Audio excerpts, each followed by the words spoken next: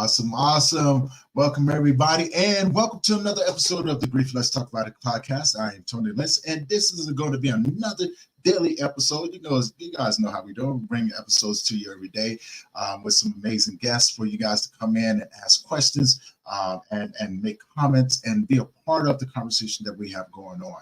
Now, before we get started, I would like to say, if this is your first time tuning in, do me a favor. Head over to the YouTube channel, hit that subscribe button, hit that bell notification so you'll be notified every time that we drop a new episode. And now, with it being Men's Mental Health Month, I know there's a lot of men out there struggling right now. I did put a website down there. Please go in there and, book a slot with me. I will talk with them, make sure that they get everything that they need, or even I can connect them with someone that they may be a good fit for. Now, before I bring on my next guest, I would like to say that this is for educational purposes only. I have an amazing guest for you guys today. My main man, Mark, I've had a great conversation with this guy. You guys are going to have a lot of fun with us today. So please help me welcome my next guest, Mr. Mark to the scene. Mark, how you doing, brother? Good. How are you? It's good to see you again. Yeah, man, I'm excited. I'm excited to have this conversation. I love that background. I got like the little beehive scene going on. I'm excited about it, man. How you doing today? Doing really well. Yeah, we switched the background a few months ago, and I feel like I'm actually in Star Wars now. I'm loving it. It's taking me back to being a little boy again. Hey, man, ain't nothing wrong with that. Like you said, when we first met, I was in my spaceship. Yes, it's apparently space theme as well as mental health awareness for men. Hey, I man, love it. Ain't nothing wrong with that, man. Ain't nothing wrong with that. We gotta know how to feel like kids, especially as men. We gotta know how to go back to a time where we can laugh and smile and just enjoy life a little bit, right? And absolutely. So before we get started, introduce yourself, tell people where you're from, and then tell people about the work that you do. So my name is Mark Manderson. I'm from Orange County, California. I've been in the mental health and addiction field now, helping people overcome their suffering, addictions, mental health issues for coming up on 21 years now. So been doing it a hot minute, met a lot of beautiful, brilliant people. And my goal is just to help people really stop suffering in this life, because it is so beautiful once we overcome our internal demons. Definitely understand, man. How did you get into this line of work, brother?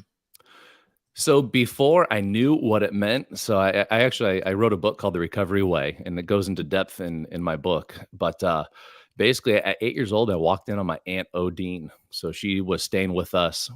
She had OD'd on goofballs, and there was a bunch of pills as well. So picture an 8-year-old boy walking in, seeing his aunt on the floor and trying to wake her. She's lifeless. And as I'm walking over, I can feel the crunching of the pills underneath my feet.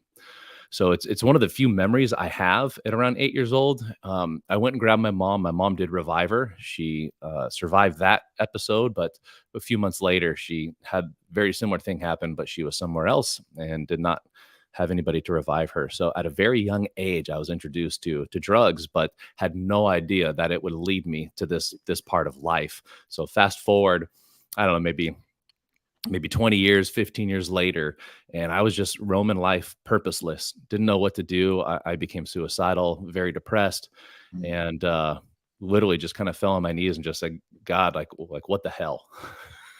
Yeah, I don't think life should be this way. What's going on? And then this little fire in my heart started, and it just started kind of pivoting. And so helped start a treatment center.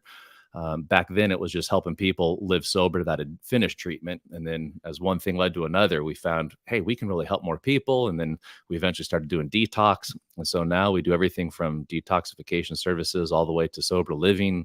We have a virtual program. Like basically, we do it all with the intention of helping people heal from their addiction and going on to live lives where they just love it and thrive. Wow, man. And the last time that we talked, you had your plaques on the wall. And I was like, hold on, man, you're going to have to break this down to me, right? Do you have a copy of your book with you that you can show people? I do. It's right here, The Recovery Way, How to Heal from Any Addiction and Start Enjoying Life Again. So it's a great blueprint of what we do. Basically, we do it here in the center, and then we found a lot of people either can't take 30, 60, 90 days off of life and just kind of hit pause. They're not able to leave their work. And so I thought, what if we actually made something that is very tangible and easy that they can read It's a very simple read. Most people say it's like having a conversation with you. So they're able to read it, apply it, and start to change their life. I love that, man. Now, before we got how you came up with that program and everything, you had said something, and I have a question. Um, you come from a really good background, right? So, like, how did you? What led you down the road of struggling with your mental health? I know you talked about your auntie, but we talked about this before, right? You know what I'm saying? Like, the various different paths that you've had to take along the way. Let's talk about it. If you don't mind, can we talk about that for a minute? Absolutely, and I know we had a great conversation a few weeks ago, so you got to know me a little bit, but I hold nothing back. I wear everything very open. So yeah, well, that was part of the struggle, right? I mean, growing up as a Caucasian kid in Orange County, California, you're supposed to have all your shit together. Is it okay to cuss Mhm. on here? I want to Oh, yeah, keep it yeah, real no, real you're and fine. authentic. No, yeah, Okay. speak, man, speak your truth. Yeah, you're supposed to have your shit together. And so I'm sitting here carrying this load of like, man, I've never gone without a meal. I've never really had many like in Orange County. There's not a lot of gangs. There's no gangs around here, but it's a complete different type of lifestyle. And Mhm. so I carried this thinking I have to show the world what I think they want to see. And it's got to be a guy that has everything together, that is going to go to a good college and get a good job and do something in the world.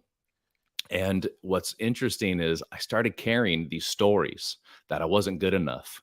I made some poor decisions. We started a band. We started to tour. We lost our record deal, like all sorts of stuff. And so I started taking all this on because the plan was not working out. Like I was supposed to have it all together. And so after college, thinking, man, I've been a student my entire life.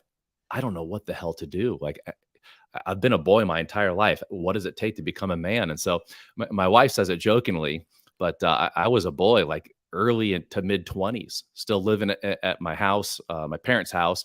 They kicked me out, then to the next parent. And I got really good at manipulating until Mhm. finally one day, I was living in the back unit at my dad's house, and he just said, "Look, man, you're pissing your life away. I love you, but I'm not doing you any service of letting you live here." And so I got kicked out. So I found myself technically homeless for one day. Lived out of my car for a day. Didn't last. I'm like, I'm not cut out for this. And so that was where I finally just said, I surrender. Like I don't know anything. I just need help. I I wasn't even a man back then. And so as I started to learn about the stories that we tell ourselves, carrying the guilt and the shame and all the crap of not having it together, it led me down this rabbit hole basically of getting to learn for myself and getting to learn my stories of where I was taking in life, where I was manipulating as opposed to giving and creating. And Mhm. that's really what kind of led me into this lifestyle of going, man, all walks of life, we all carry some sort of struggle or suffer.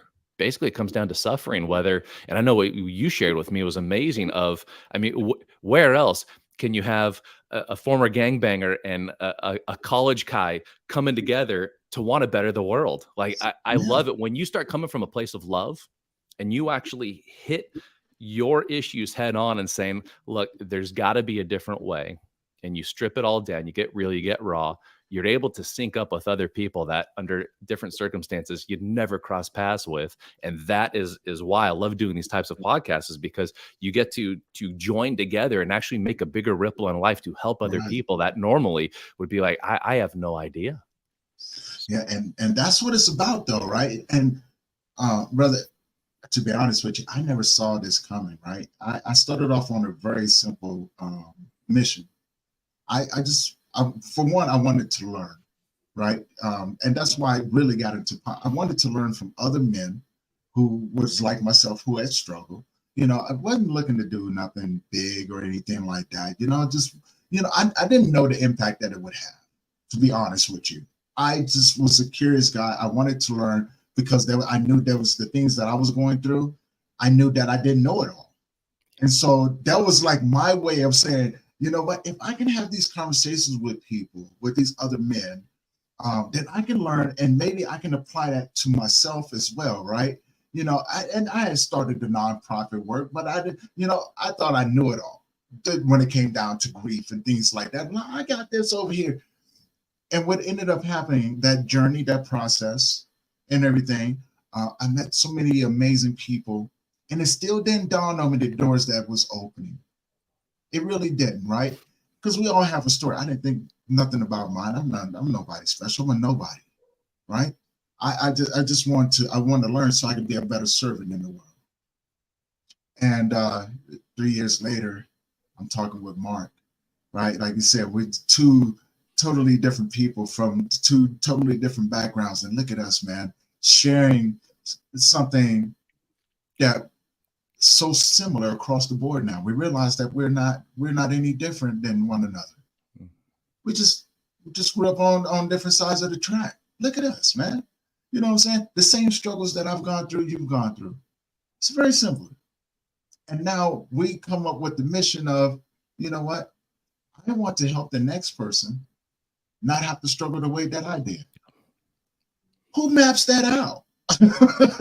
Well, and that's the biggest lie, right? Is that as men, we're somehow kind of, it's bred into us, and sometimes even beat into us of hey, you got to be strong. Your girl, she can be emotional and come. Your kids, they can be emotional and come, but there's no room to have emotions as males. And it's like, you need to go out, you need to provide, you need to have your shit together and make sure that you're hitting on all cylinders at all times. And so that's a lot of pressure. And that's why I call it the biggest lie, is because as I started to learn of being able to feel, and I think we talked about this before, but you got to feel to heal. Yeah. In order to feel what's going on, and then have safe places to share with other men. And I'm talking like for me, it was other masculine men that were doing like crazy shit in the world, not necessarily weak men, but strong men, masculine, that were sitting here and going, I'm going to talk about my feelings. It's like, oh, it's still alpha. Hell yes. Actually, the more you share, the more you heal, the more you learn from each other. And so that is one of the things that in this platform, that as we started, because we work with a lot of veterans, and we probably work with like 85-90% veterans, and you see guys coming back and it's just like, whoa, you had to do what? Like some of the stories I've heard, I'm just hearing the story and my stomach's churning, and I'm starting to tear up. And this person has been trained to stuff their emotions, so a lot of the time it's having to undo what was done to allow the emotions to come in, to start the healing process, to get rid of the guilt, the shame, the I should have been there, I should have been able to see the platoon further ahead, like just all these different stories. And really deep down, and you hit the nail on the head, is we're all just souls. We're all souls that want to be seen, that want to be heard, that want to be loved. And when we can connect with that, that's when the spiritual healing takes place. Right. Very true. Very true. And I want to add to what you just said, because we're both on the same page when it comes down to that. Our emotions. The biggest thing when I talk with men is that since we're never taught to address our emotions and things like that, we don't know how to label them. Right? We stick to some really basic emotions. Anger, right? I'm angry. I'm sad, right? I'm not feeling this, or how we speak as men, right? I'm like, no. Before you just dismiss that, right? Are you angry? Are you angry? And they go, well, yeah. No. Let's think about this for a minute. Are you angry, or is it something else? Like, we have to begin to be very specific in our labels. And I find that once you start doing that, it makes people think, right? You know what I'm saying? Like, stop going with the basic stuff. Let's really label this thing the way that it's supposed to look. I said a word not too long ago. I told someone, I was like, when I really realized that I was what I was going through, I was flabbergasted. And I can just see the comments, flabbergasted. I was like, yeah, I was flabbergasted. I was like, now, with me saying that, go look up the definition and you tell me how many other people out there are flabbergasted through the situation that they're in. Right? And everybody came back and was like, I was like, yeah, no, it feels like it's calling you out. Well, it's impressive because it's our language that creates our experiences, right? So I know for me, it was, I'm good. Even if I was having a bad day, I'm good. Here's the mask. No matter what, it was good. And it's like, okay, what's really going on? It's funny now when I talk with people and they say I'm good, like I'm weary. Before I used to just kind of write off, but now I'm weary. I'm kind of like, well, what do you mean by good? Oh, I'm having a great day. This happened. I'm like, okay. But most of the time it's like, well, I'm just, I'm struggling. Okay. Now, like I can help fix broken. I can't help fix perfect. And the Right. reason why I know that is because I put that perfect plastic smile on. And so a lot of the times it's just expanding the vocabulary. Like you said, like, are you angry? Yes. Well, if you peg everything angry, you're going to force it in an angry box. What Hmm. if we start looking, like you said, oh, actually, I'm flabbergasted. Now we have a different emotion that we can do different work with and start to expand. And so I remember when I first heard this, it blew my mind. So they've done multiple studies, and I think the average American experiences anywhere between 7 to 10 emotions on average throughout a week. There's over 3,000 emotions in the English Yes. dictionary. And Yes. to think out of 3,000, I might be off a little bit, it might be more, but it's like we narrow everything down to 7 to 10. So as we start expanding our emotional vocabulary, we start experiencing complete different sensations. We experience different forms of even reality, as weird as that sounds. Exactly. Exactly. And I think that's, when we look at it in that direction, totally agree with you, Mark. It opens up the doors for us to explore those paths of healing, right? But it also helps us articulate to others what's really going on. I saw this video the other day. Well, actually, I saw this video a while ago, and it's something similar to really similar to what you said. The question was asked, and it was a guy. The question was asked, "What's the biggest lie that you ever told? What's the biggest lie that you ever told?" And the guy replied, "I'm all right." And the guy was like, "No, no, no, no, you don't understand. What is the biggest lie that you ever told?" And the guy took a breath. He goes, "I'm all right." The guy paused for a minute because it dawned on him what he was saying, right? He understood the language at that moment. And he came up there, he started talking, and he brought out some statistics. He goes, and here's some hell of a statistics for people to wrap their head around. In lieu of Men's Mental Health Month, we have to bring awareness to these things. 75% of suicides are from men. 70% of homelessness are from men. 80% of addictions are from men. What does this tell society? We have a problem. So when we walk up to men and go, "Hey man, how you doing today?" And he says, "All right." Well, you have to ask yourself, are you all right too? Because when you can realize that language, it's a foreign love language that no one speaks. And we as men want so badly for others to understand what we're going through that it kills us that we cannot articulate to you what's going on because we've never been taught to speak about it. So when we say that we're all right, meaning you have no idea the strength that it's taken for me to stand here and tell you that. You have no idea about the demons that I'm fighting on a regular basis because life has been beating me down so long.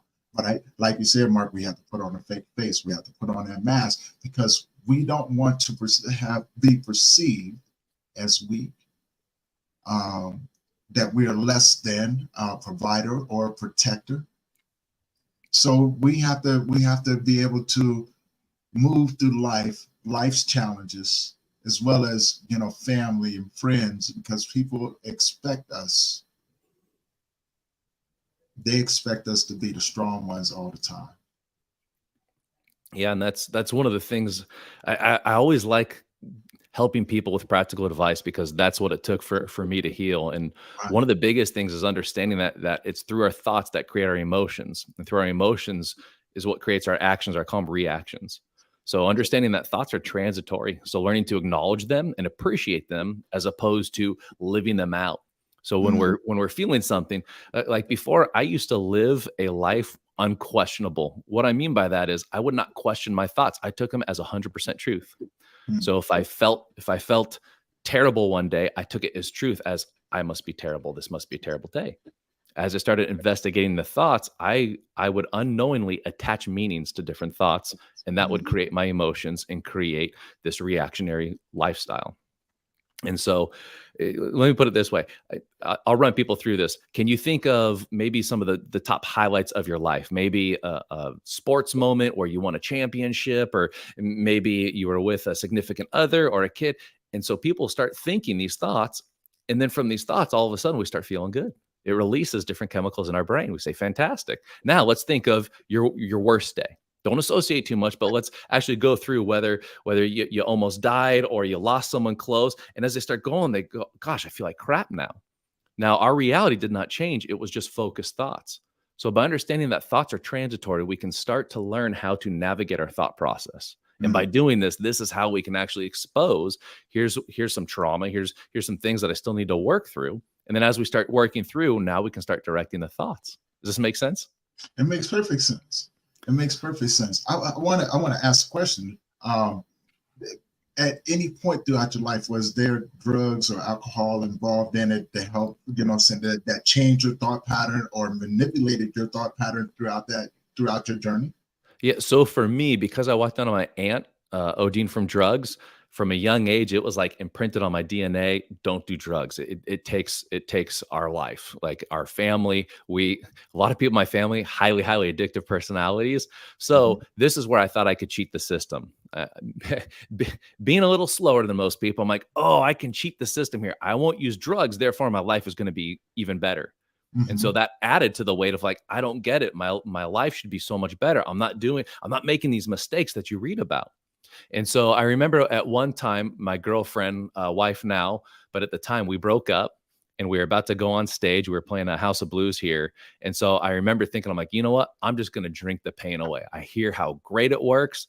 And I did the complete opposite. Like it did not work for me. It made me overly emotional. And so Mhm. fortunately I had a negative connotation because we bombed that show. Like it was a terrible experience for me. So the next day I was able to link pain to sedating.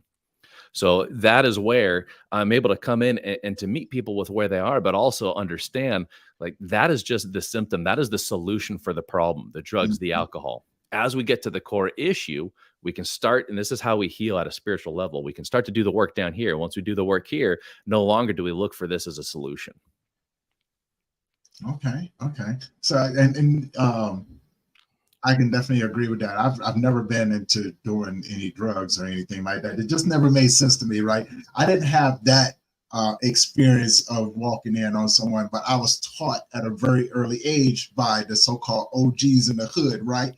They instilled in me, hey, if you start doing that right there, what I'm saying? Because crack was a big thing back then, right? And they were like, hey, man, what I'm saying? You don't get high off your own supply.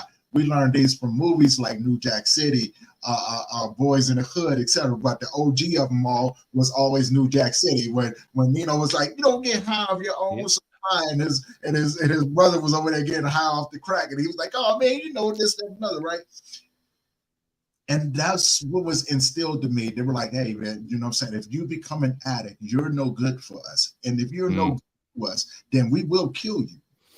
So I used to watch people that did it, and I already knew right then from an early age. I knew that it wasn't for me.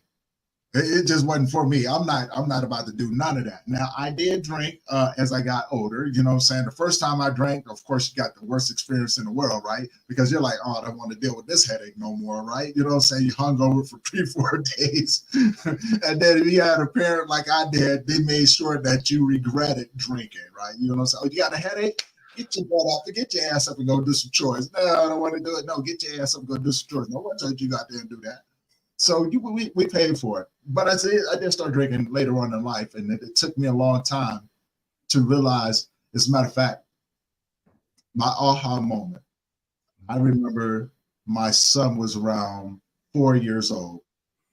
I was over at a buddy of mine's house, we was partying. I've been drinking heavy. I forgot that I had my son. It was probably negative 21 degrees outside. I got a rear wheel drive truck that's not going to handle on the snow at all. Roads are icy and everything else. And I remember leaving and I jumped in a truck. And as I'm driving, I'm swerving all over the road. I look over and my son's sitting in the passenger seat. I remember I slowed down a little bit. I said, God, if you allow me to get home, I'll never touch this again. I got home and I went in there and I grabbed everything and I poured it down the sink and I never touched it. And I told my son, and after a while, my son looked at me. He goes, Daddy, you don't drink anymore. I go, no. He goes, why not? I said, because it don't make Daddy feel right. Because my job is to make sure to teach you the right way. Now, if you get older and you decide that you want to drink, I want you to be responsible. Don't do what Daddy did. Don't do what I did.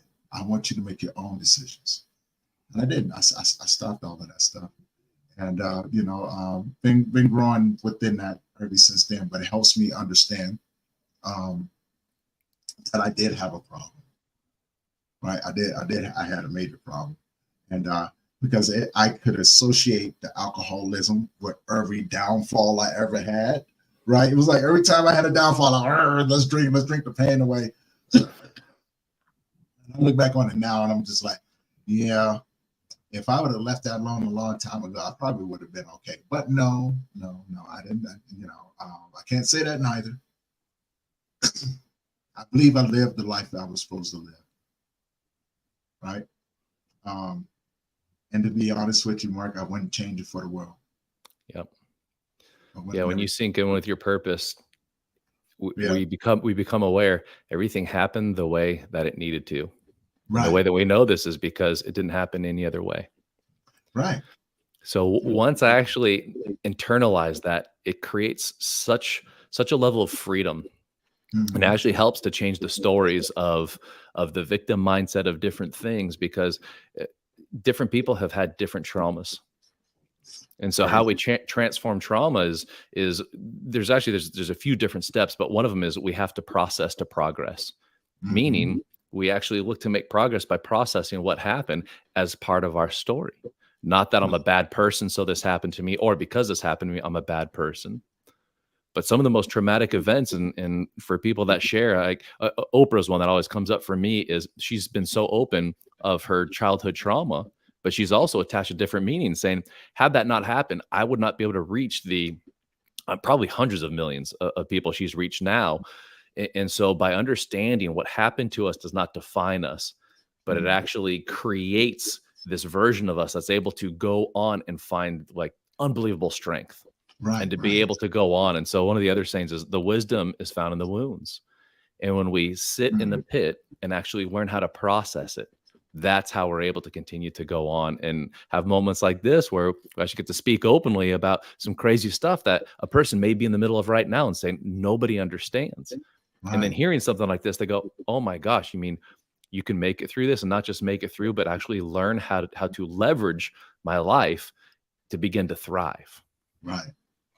And it's what makes us. It's what makes us who we are, man. It really does. And we, I said something the first time that we talked, and I'm gonna say it again. Every time, speaking with you again, you remind me of David Goggins.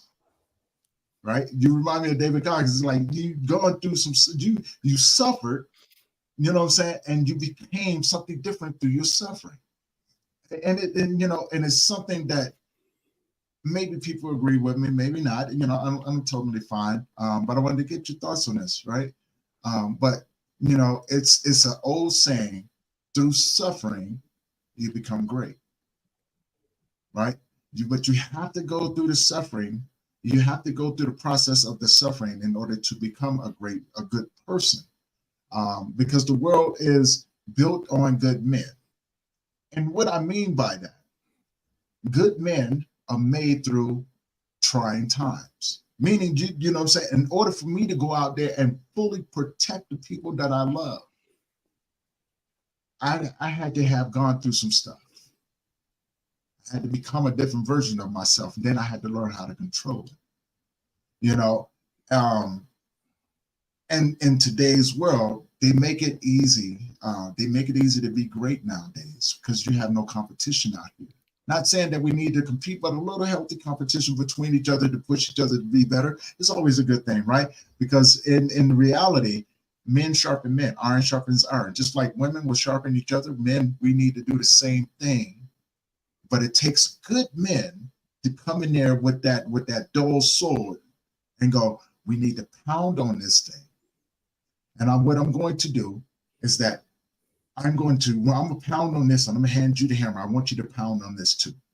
And we're going to come up with a game plan.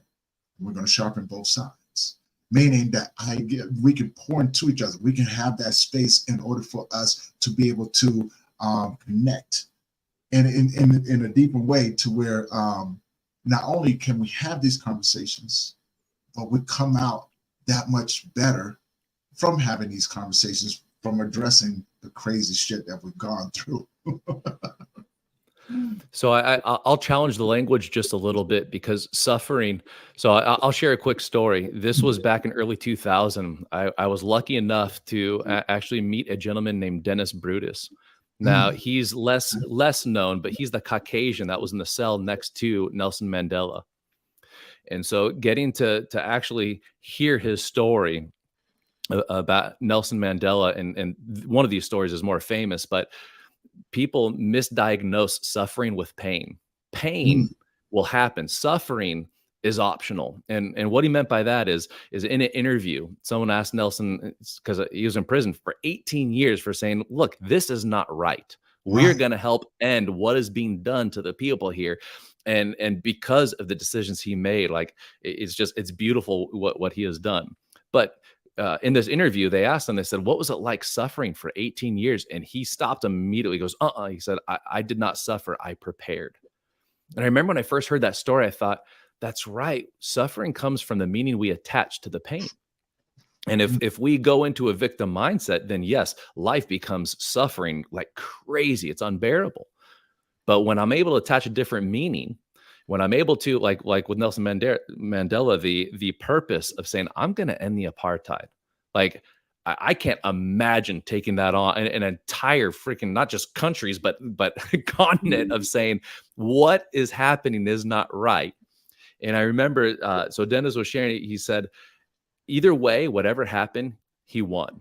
And what he meant by this is, if he died in the cell, it would spark a revolution. His purpose would continue to live on. Now, if he survived and came out, he would spark a revolution and he would continue to live on. It's like, oh my gosh. So where in my life am I continuing to provide my own suffering just because I'm misdiagnosing the meaning? What is the meaning I can change for purpose? So same thing. The child version of me was a victim of, my aunt died. How traumatic for an 8-year-old boy, which is true. Now, another meaning of that is going, oh my gosh, I got to see and witness and feel what that is like. I want to take this and get educated and learn, so nobody else has to go through this, that we can teach them and train them and educate them of what happens when a person is struggling, of how to actually get help. So no 8-year-old boy has to walk in and see their aunt or their mom or their dad literally dying of an overdose. Right. And so that's how purpose is what allows us to move forward, and how to actually go through suffering. And once I started to get this, and I've had some hard shit happen, but once I started to get this, I'm like, I don't have to suffer anymore in life. There's going to be self-inflicted discipline, if you will. You're talking about David Goggins. A lot of stuff he does is self-inflicted. He does crazy stuff, but he's doing that. And I would wonder if you asked him, are you suffering or are you preparing? I don't know if he would link it to suffering, because that's more of a victim mindset, as opposed to, I love David Goggins. I just do hard shit. Like, man, you're crazy, but man, that is so inspiring. So what can I do to choose the hard? I'm a huge advocate of, if I choose the hard, I get to define the terms and conditions of the hard as I train, versus not training and saying, well, life will just throw the hard at me. So by doing the hard stuff every single day, it prepares us. So when life throws crazy things at us, such as unwanted deaths, like I remember back, my best friend here in Huntington Beach was murdered back in 2010. Jesus. Now, my mentor in 2008 had passed. I hadn't been educated on this. So I had two complete different experiences with two people very close to me passing. The first experience was horrific, because I felt like a victim. He was taken from me. He was still teaching me and training me, like how dare you, God? and I didn't know how to go through grief. Mm. I thought just stuff it, and as long as you keep stuffing it, you just keep pushing on, and it really made for a suffering experience, if you will. Now, as I started learning this stuff and how to grieve and actually feel to heal and allow, there's no such thing as good or bad emotions. It's all part of being a human being.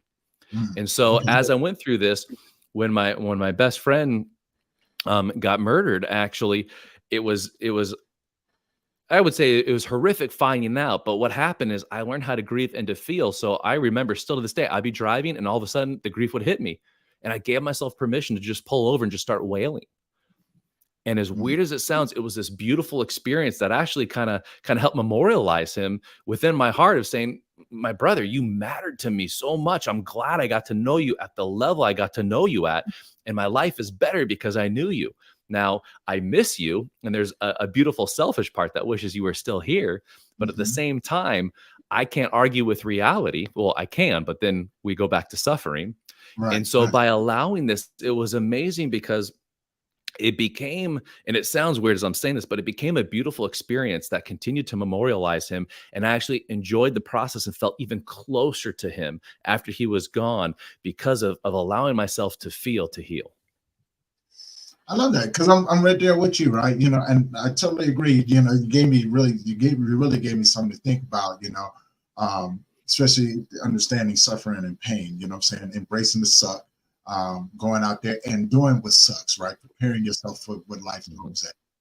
Do something that sucks every day, and you know, and I'm a firm believer in that. But I also love the language that you use, where you're like, you know what, I fell in love with this, right? You know what I'm saying? Like I understood the beauty behind the loss.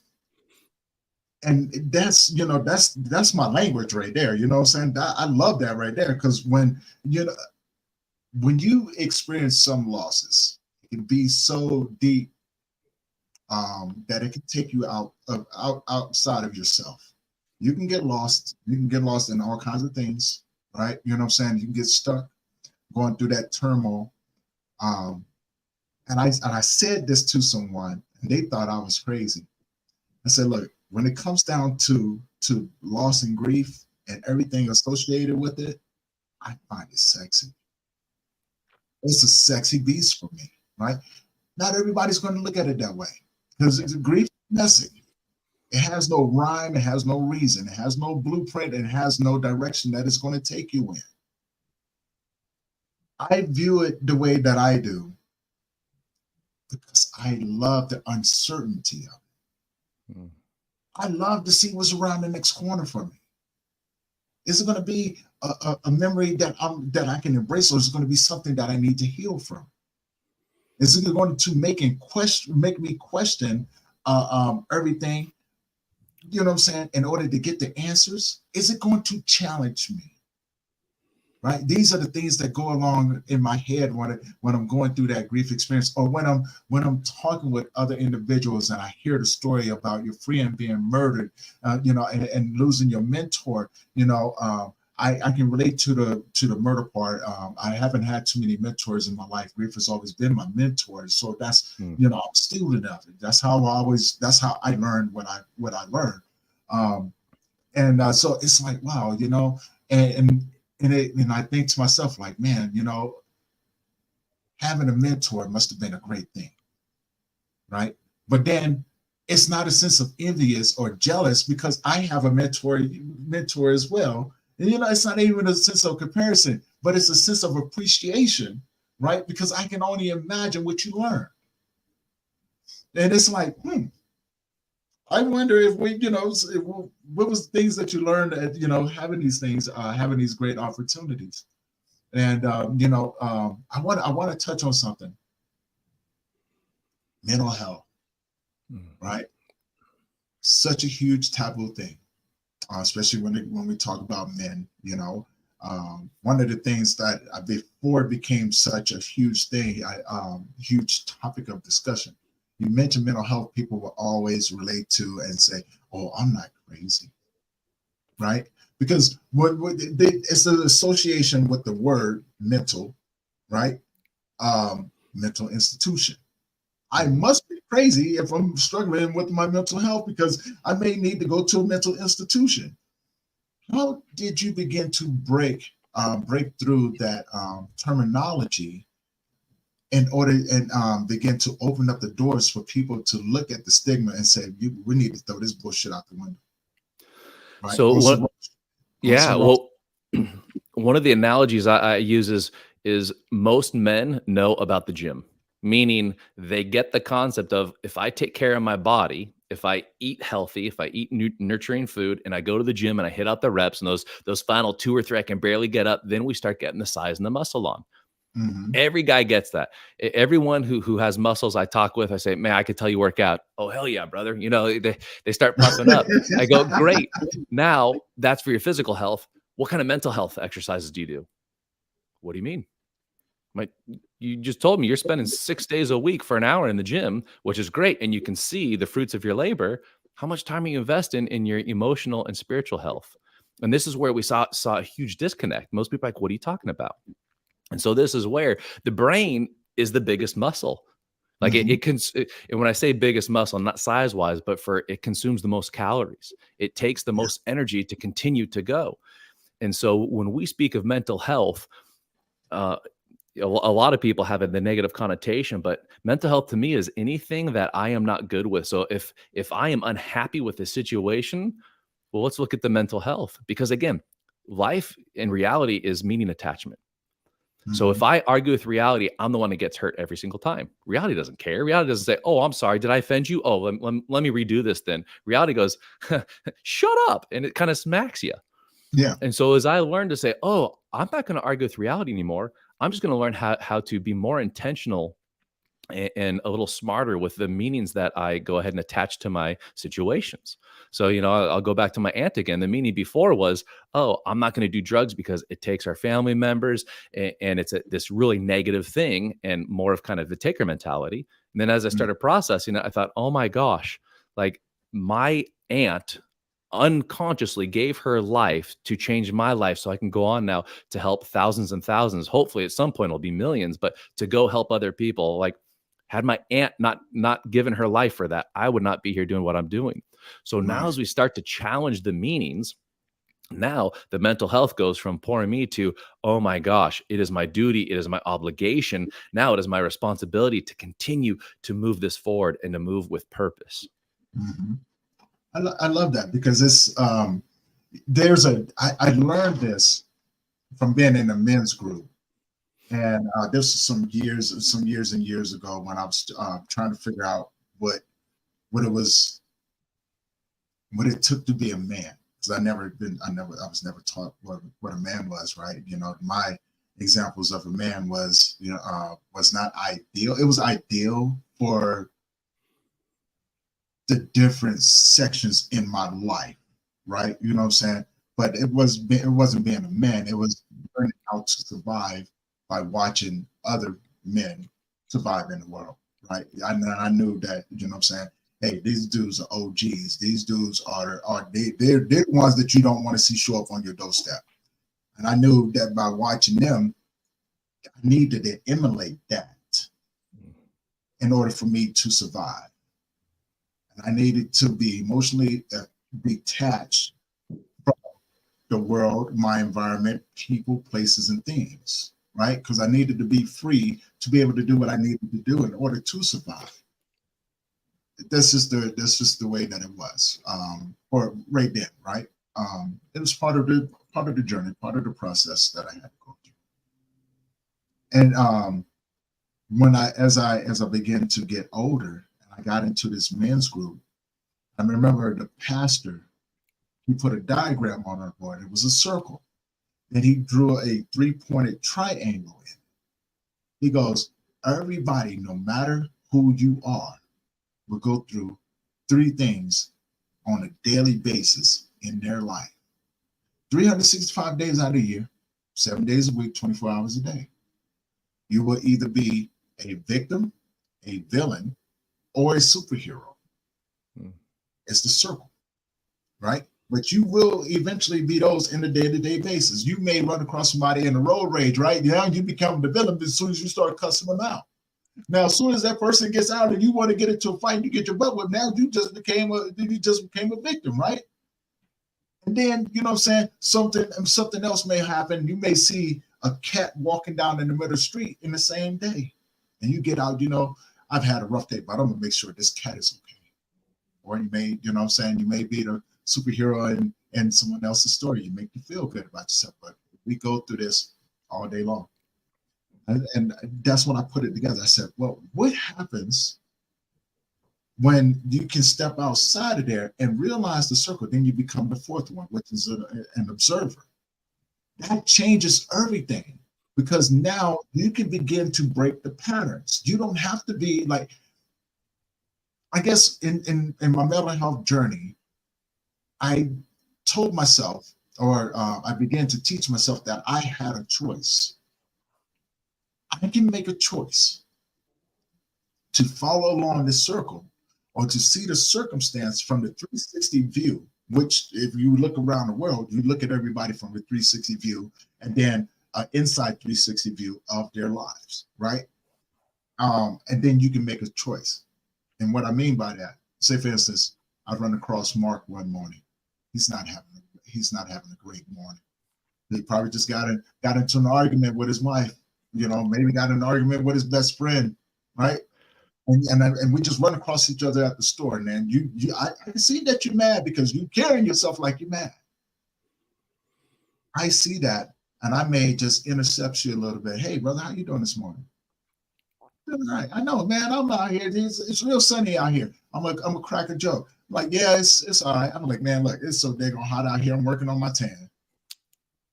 See what I just did there? You now got that smile going on your face, right? And then you calm down a little bit, right?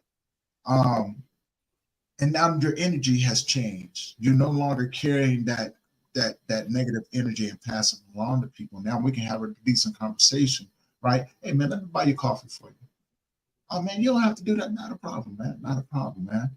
And I'm doing it because I wish somebody would have done that to me. Mm-hmm. And it's just my way of serving, because one thing I've started to realize, Mark, that people will always remember the way that you made them feel. Yeah. Right? They will remember that interaction. So, when now we laugh, we BSing around, we bullshitting around, right? You know what I'm saying? That, and just do that brief interaction when we part. Hey, man, you have yourself a good day. Hey, Mark, thank you, man. Hey, man, hopefully I see you around sometime. Right? And if I don't, man, you take care of yourself. Man, that's cool. When you interact with the next person, you've just now broken that cycle. Yeah, and you hit on one of the most powerful protocols that a lot of people miss. And so getting back to practicality is you talked about having a men's group. So many people miss this. And this is where we are able to have these types of conversations to not just the surface level, but to get to the actual meat of knowing your highlights of your life, your lowlights, where the bodies are buried, where the best memories are. And this is where we really encourage people. We call it a life team, but I think of growing up in sports. Who was I closest with? Well, when I was playing basketball, it was with those guys. If someone comes in, it's like, hey, you jump in to defend. There's all these things that come together and cultivate this. And a lot of people don't teach this outside of sports.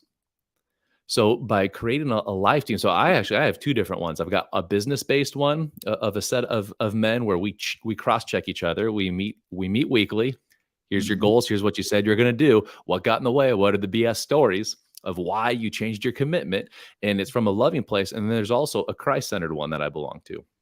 So I have two groups of men, 2 different times every single week that we meet to check in. So there's times where it's, hey, we're in our building phase, we'll build, but other times where someone comes in, you can tell something happened. And that's where it gets real. Man, I just got a divorce notice from my wife. And then right away, the guys just around. We're here for you, man. What's going on? And by having this life team, we're able to expose what we're feeling. We don't have to put on the masks. We can actually get real and raw. And this is how we begin to grow and expand as I'll call us as spirits, as souls, not just as human beings, but as these spiritual beings. We continue to evolve and expand. And this is how we continue to heal. Yeah. And that healing process is a motherfucker, ain't it? 'Cause It I can know be. It can be. When yeah. you try to do it alone, it really sucks, but when you do it with a team, it is a Mm, complete different outcome, and the reason why I know this is because for the majority of my life, I tried to do everything alone because I thought right, you had right. to have it together, and then, again, back to the biggest lie, it's like, once I recognize this, I come over here, I'm going, I can actually experience life with other people, and pain shared is pain divided, and it makes Mhm. it so much, I wouldn't say easier, but m more, for lack of a better term, more enjoyable when you're with your brothers going through the same thing because you're all there sharing similar experiences. Yeah. And I want to add to the other side of that as well because um, I never had a choice. Um, and I know there's a lot, there's some men out there that probably is going through the same thing. Those are the ones that I try to intercept because I know what it's like, right? I never had a choice in being alone in my healing journey. And the reason being, people walked away from me, right?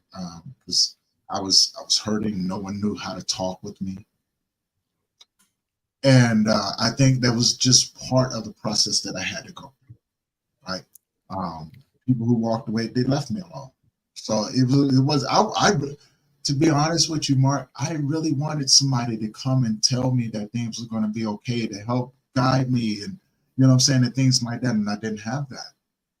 I didn't have that. I had to teach myself to sit within my pain, um, and I learned how to journey backwards within my life to start to pinpoint pivotal moments that really changed me. And I had to go backwards in order to grow up to become the person I am. And there was nobody, right? But that's the reason why I enjoy working with the men that I do, right? Because as you said, it did suck. It did suck. When I would find myself in those dark moments, I didn't have nobody throwing a rope, man. I had to figure out how to dig my hand into the walls or take that dirt that was being pushed over top of my head and go, you know what? I'm gonna stomp this down, right? And I didn't realize I was doing it before. And I began to use the dirt to bring myself up above that well that I was in. And when I got to the top, that's where my heart went. I want to connect with other men so they didn't have to struggle the way that I did, right? And now, what I'm saying, now I get to meet so many amazing people and to share our different experiences, right? And but like you said before, I'm gonna touch on this. Life, life never promised that it was going to be easy. Life never promised that it was going to be difficult. Life made no guarantees. So that was another reality that I had to come in, especially dealing with my mental health, and all the things that I had to go back in to heal from that hurt. Right? I dislike the word broken because I'm not a thing. People aren't things. We can get hurt very deeply. Mm. Things that this is part of the life that we live, right? And there's people that don't have to experience that. They figure it out a little bit early on, and my heart is with them as well, right? You know what I'm saying? I have no opinion towards it whatsoever because I have no judgment, right? Um, it was just one of those things. I enjoy watching people, but having to do it alone gave me a bigger heart to be able to serve other people, right? You know what I'm saying? To be able to walk. But also the reality that I had to face, the harshest reality, well, not harshest, the hardest reality that I had to face was the truth that I was the seasonal one. Tony, nobody's here to save you. Tony, there's nobody, can't nobody pull yourself out of this. You're going to have to figure this thing out, right? But now here's the question: can you figure it out without one hurting other people in the path while you're going through your hurt, while you're going through your healing?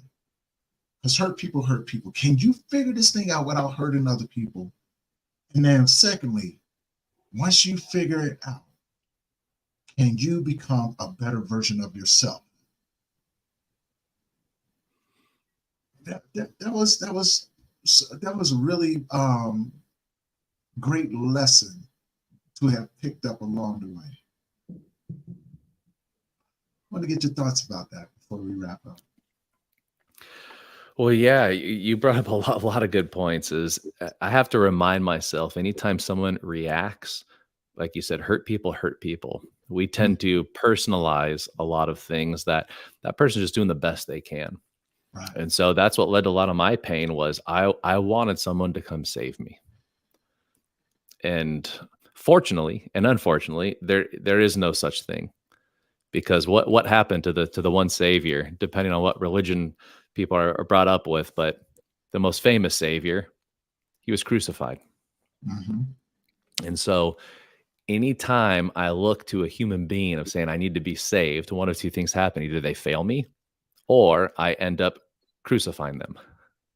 And so as I understand this, now I'm able to say, what if we just share, like you and I are doing right now, what if we just share experiences of, hey, here's some things that happened to me. Here's what I learned. Here's how I've been able to either help other people or different things. And I just want to give this to you. Yeah. Yeah. And before I used to force it. Like I'm like, why aren't you taking this? It's a great gift. Well, that's their decision. And so learning how to learn from all my experiences and be able to share openly of here's what I found worked, here's what I found didn't work. The people that are going to need that message are going to come in front of me at the right time and they're going to receive it. The ones that aren't, I'm not supposed to help. And it's such a freeing way of living. And again, takes us out of the suffering of how to just be who I am and to share authentically and to help those that I'm supposed to help because I don't tie a label to it. It's just like showing up. Like I still don't even remember how we met, but here we are.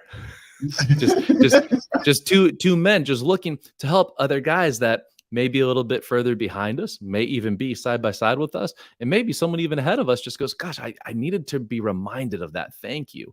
And all these experiences. So this is why I'm so big on the more we share openly, the more we're able to rewrite our stories of what should or shouldn't have happened, the better life gets and the more people we help. That's very true. That's very true. And like you said, it doesn't even matter how we met, man. We met, right? You know what I'm saying? We're supposed to. Here we are. Right? Because we come across each other at the time that we're supposed to meet. I've been doing this 3 years, right? I'm meeting people that have been around forever. And just now starting to have these conversations with. And I go, man, it doesn't really matter, right? We meet each other at the right time because there's so much more that we have to do in our own individual journeys to prepare us to have these conversations. And so, and to be able to be authentic in our journey. I know we always say, I am authentically who I am until we learn something different about ourselves, right? You know what I'm saying? But we meet when we're supposed to meet in order to have the impact in the world that we're supposed to have. And I'm a firm believer in that. Nothing is ever wasted, and nothing is by coincidence. I believe that is all a perfect design, and everything happens when it's supposed to happen. Yeah. And then and it's a beautiful thing when you realize that we have no control of the path that we're on. We're supposed to experience this so we can become better in the world. How do we show up with ourselves, and most importantly, how do we show up with those that need us? And I think that's a phenomenal way. And again, that's just me, right? You know what I'm saying? My path is going to be totally different from the next person's path, but I can't judge nobody for the path that they chose, because if I did, I would be a hypocrite. That's the last thing that I would like. I don't want to do that. I don't want to put nobody down for what they chose, because I made my fair share of bad decisions. You know what I'm saying? Like you said, when people show up, we can either be their help, or we can be their crucifixion. right? You know what I'm saying? So we have to have a better choice about how we treat each other in this world, to leave each other better, um, as they begin to maneuver through their life. And like how I got one more question, and then we begin to wrap it up. I love this conversation that we're having because it's like, man, you know what I'm saying? Like this is truly amazing. How did you develop the theory, for your mental? Well, how did you develop the structure for your mental health and recovery method that you use? So one of the gifts that I've been given from the get-go is I learn slow. And I used to think that was a negative thing, again, looking at stories. So I Mhm. would have to ask a lot of questions. And because as a kid, I'd ask a lot of questions, some people would say those are dumb questions. I'm like, well, I want to understand it. I just kept asking why. So to answer your question of the mental health, I just started asking a ton of people that seemed to be so happy and I say wealthy. Most people think just financially, but I'm talking wealthy in their marriages, wealthy as parents, wealthy in their faith, wealthy physically. And so I just started asking a ton of questions. And so the first probably 5 to 10 years of running the center, it was just asking questions of why did this person go on a year later and build a business and get married and love their life and they're giving so much. And the other person with the same therapist, the same case manager, and the same groups is at another treatment center.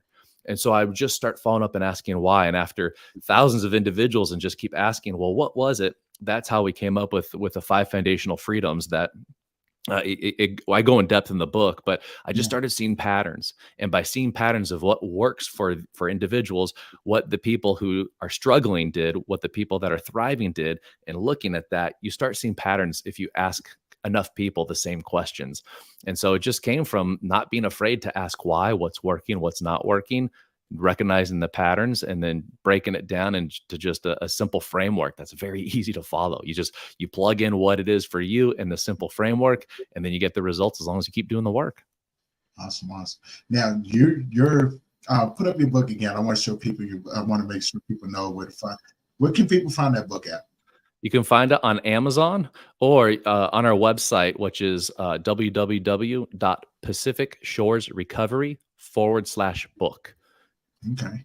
Because like I said, I'm gonna have to get me a signed copy of that. I'm gonna get one and then I'll come out there. Hell Look yeah. here, come sign my book, man. High five and all kinds of stuff. Because I love the fact that I'm able to do that and be able to meet so many amazing people that blow my mind on a different level and give me so much in return. And hopefully I can give back, to be able to pour into a cup as well, because I never want to take away without giving back. Yeah. And Yeah. I want to give a recognition to you because you built something amazing and you have plaques, awards, right? You know what I'm saying? And I want to just highlight that, you know what I'm saying? Because I find that fucking amazing, right? Tell people about your plaques.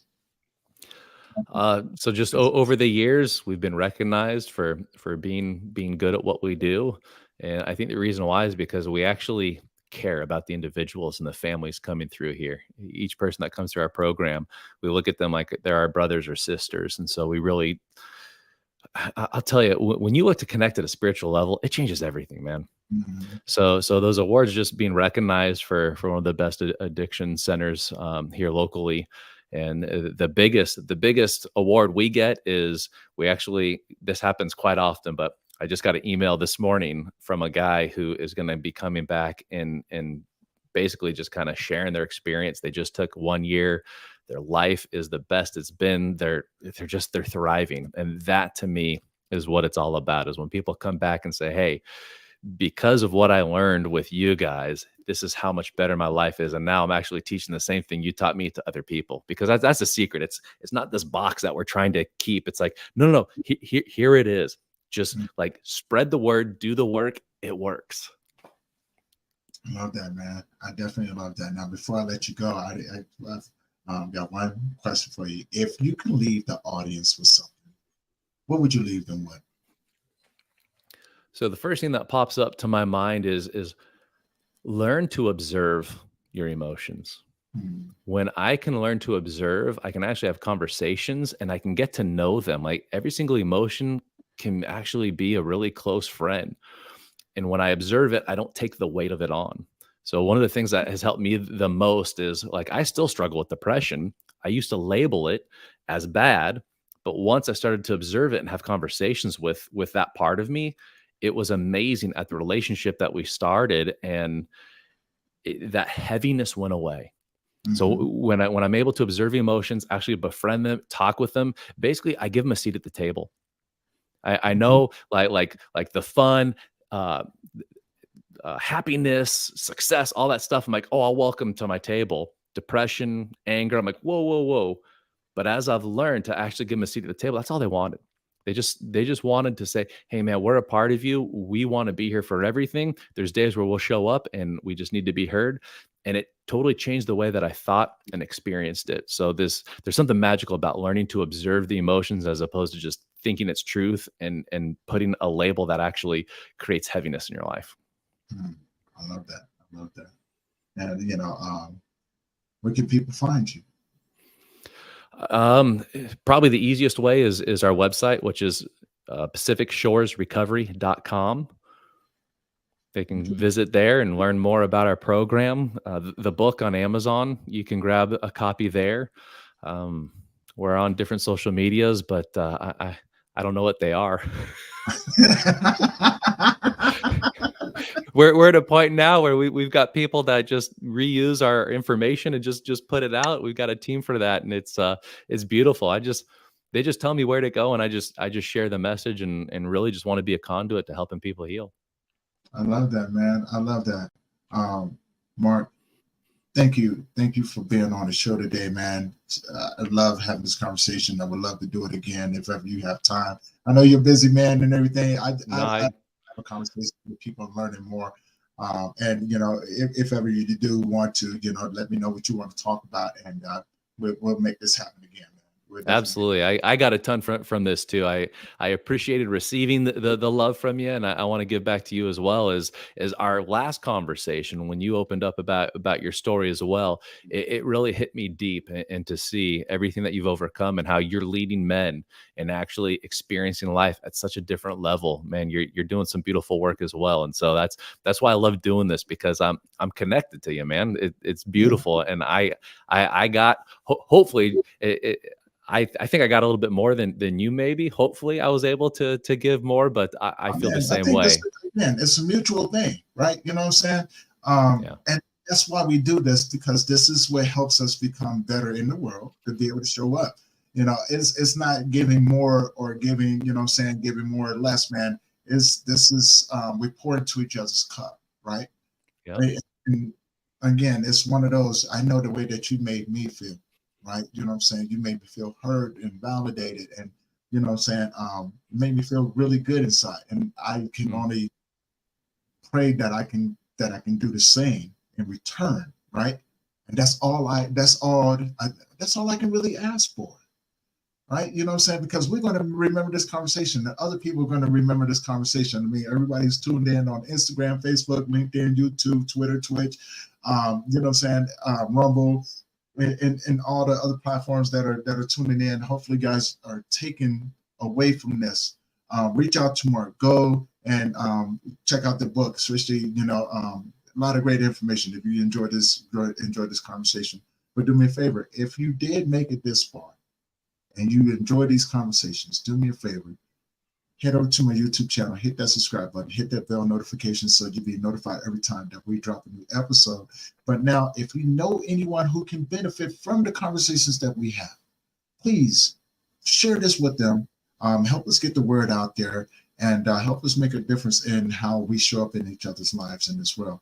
Mark, again, thank you for being on the show, man. I look forward to having many more conversations, learning more about how I can support you in your work, and where I can contribute if I can, if anything, what I'm saying, if just getting the word out there for you, man, let me know. And Will with that, do. everyone, thank you for your support. Thank you for allowing us to keep bringing these conversations to you guys. Tune in tomorrow. We're going to have another daily episode for you guys as well. And this is going to conclude this episode of the Grief Let's Talk About It podcast. We love you guys. Enjoy. If I don't see you guys tomorrow, enjoy your Father's Day with your loved ones. And remember to make good memories, smile, and show up for each other. Mark, again, thank you. We see you guys in the next episode.